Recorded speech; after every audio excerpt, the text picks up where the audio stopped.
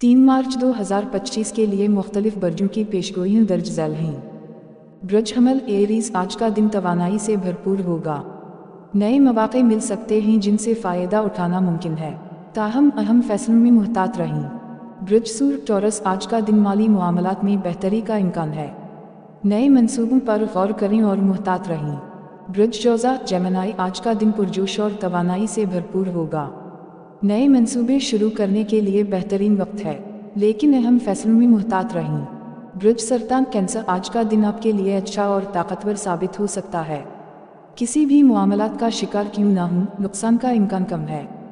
برج اسد لیو، آج کا دن کیریئر میں اتار چڑھاؤ آ سکتا ہے۔ صحت کے حوالے سے محتاط رہیں اور اہم فیصلوں میں سوچ سمجھ کر قدم اٹھائیں۔ برج سنبلا وگو، آج کا دن روزگار میں تبدیلی کے لیے مناسب ہو سکتا ہے۔ اللہ کا نام لے کر قدم اٹھائیں، صورتحال بہتر ہو سکتی ہے۔ برج میزان لبرا، آج کا دن ذاتی معاملات کو ٹھیک کرنے کا موقع مل سکتا ہے۔ اس سے فائدہ اٹھائیں اور معاملات کو بہتر بنائیں۔